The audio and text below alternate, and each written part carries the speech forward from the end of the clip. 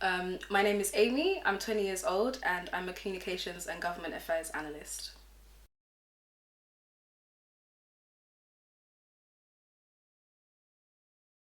So we want to talk about your achievement. Was it 2020 or I was saying 2020, 2020? yeah. So we want to talk about that and see, Okay, so around the second lockdown, I had my first salary earning job, if you will. And then it came to like the first payday, and I was kind of like, oh, this is first time I'm seeing numbers in my account. It's not like a loan drop.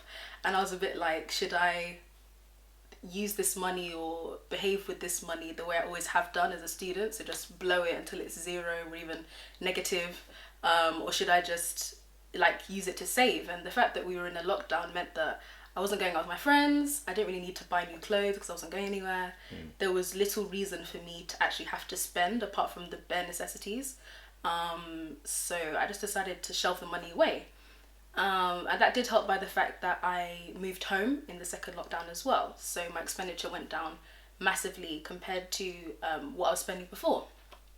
So initially, I never really had like a big goal of how much I wanted to save or even see what I could do with the money. It was just to like not be reckless as I always have been with money. And yeah, I just started shelving the money away month by month. And I think it got to like September, October, and I started seeing it go from like 3 figures to 4 figures, and I was a bit like, oh, okay, like this can go somewhere. So I started doing like little bite-sized targets. I thought, okay, I'll save up 3k, and then yeah, we'll see what we can do with that. And then it got to 3k, and I said, okay, let me get to 5k. I said, let me get to 7k, and then I think it reached 7.5, and I was a bit like, should I just go for 10?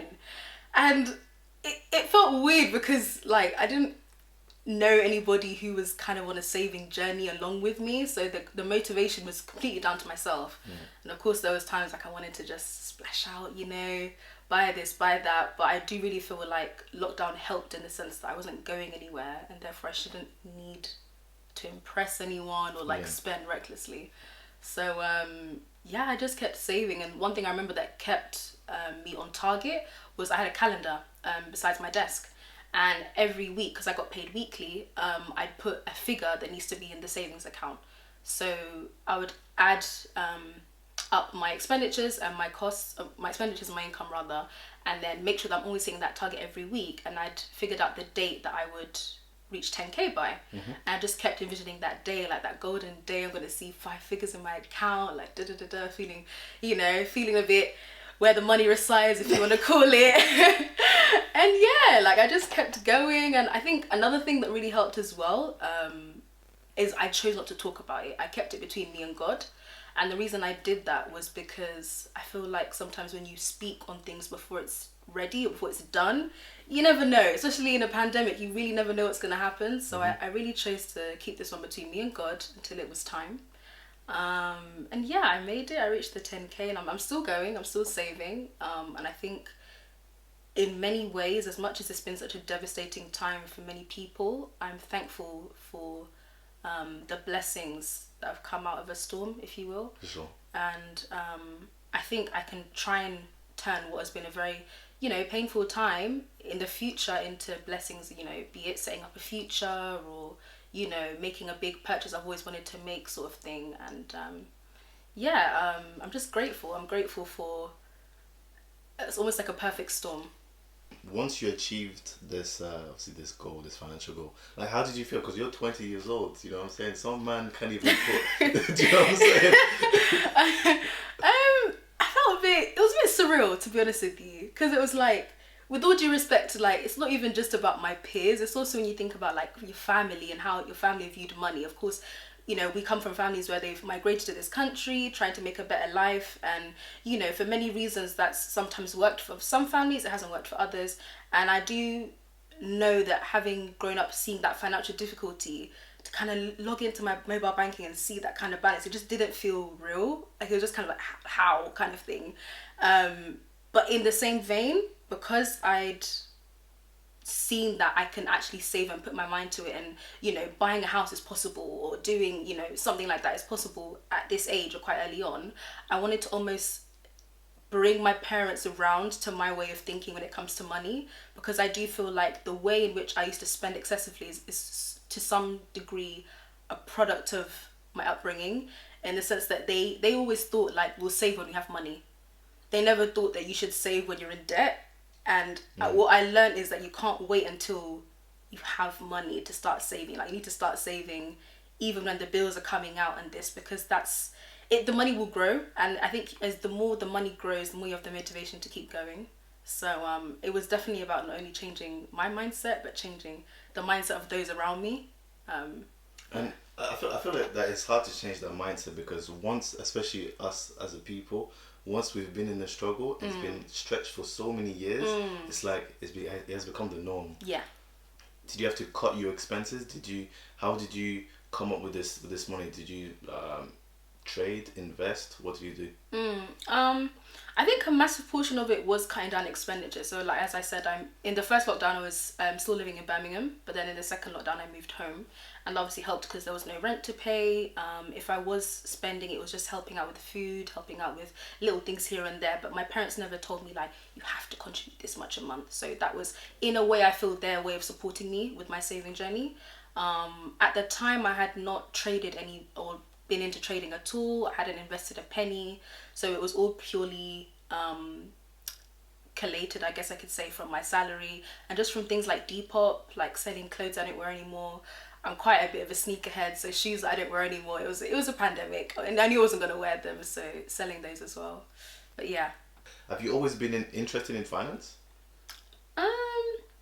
Yes and no. So like, I've always been interested in money, and like, I've always seen a life for myself, if you will.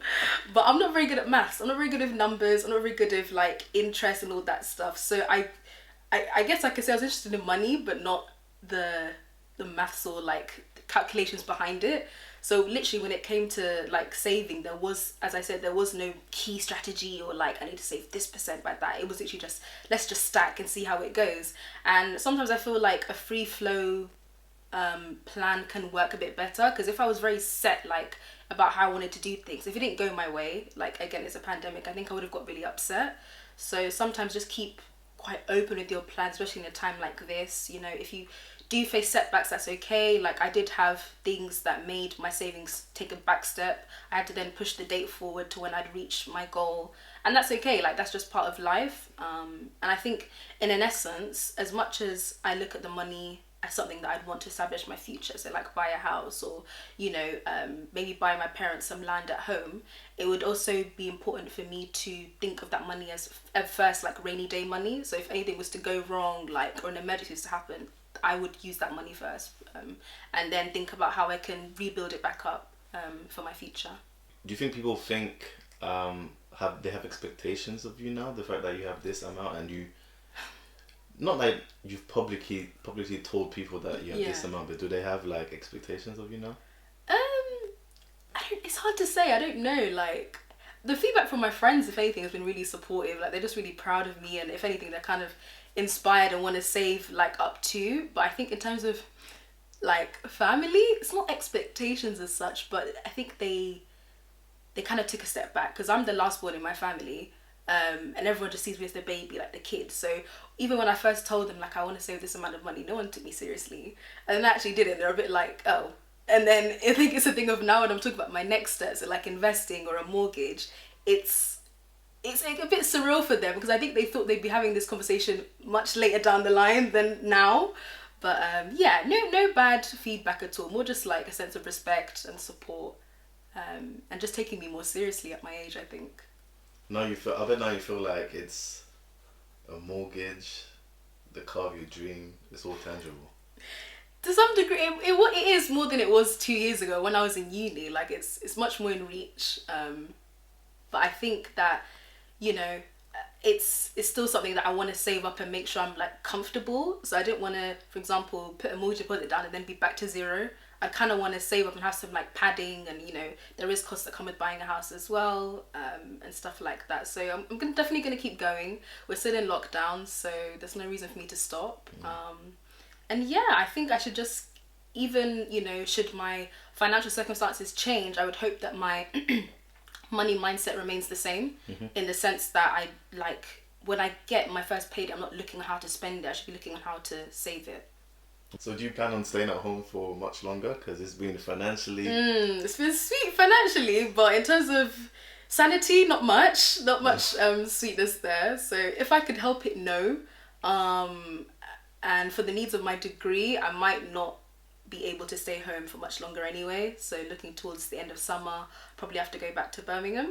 But I would just, as I said, even when I'm now living out and paying my own rent again, really trying to conserve funds, and just making sure that I'm generating wealth in more ways than one. So, you know, an income on your salary is great, but also keep, you know, up with the Depop, look into investing, you know, trading perhaps as well, and just make sure that I'm kind of keeping along with how I started in 2020.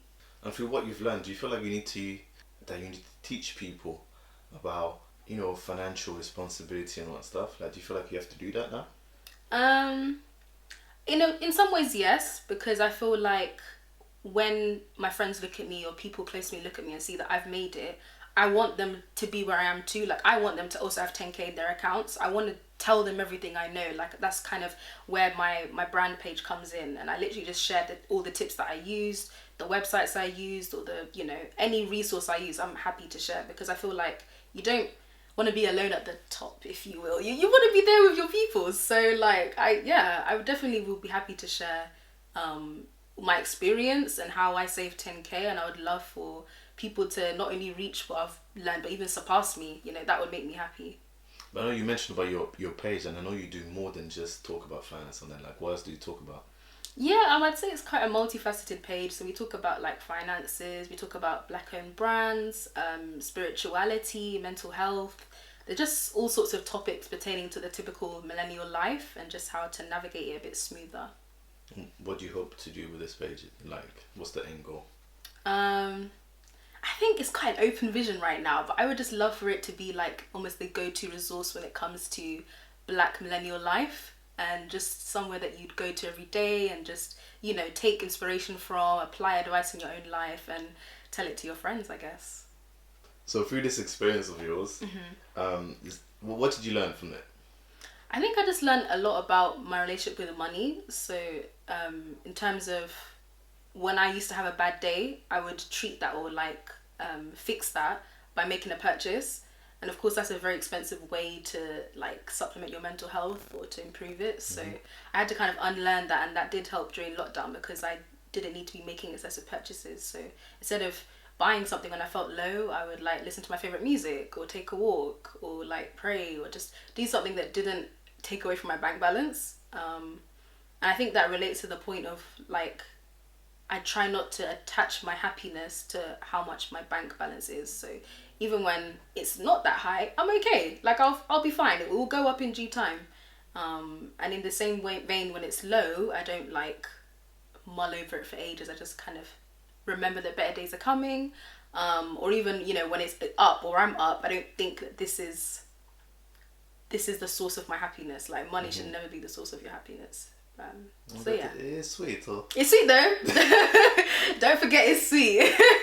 Is this something that you continuously have to watch over, because you don't just turn it off? Just like no, it was a process, and it's still a process I'm going on. And I think that's kind of exacerbated by social media as well, because you see like the lifestyle everyone's living, and you kind of feel like you need to meet that or even surpass it. So I think it's a constant journey every day I'm trying to work on, but I'm getting there. I'm definitely getting there.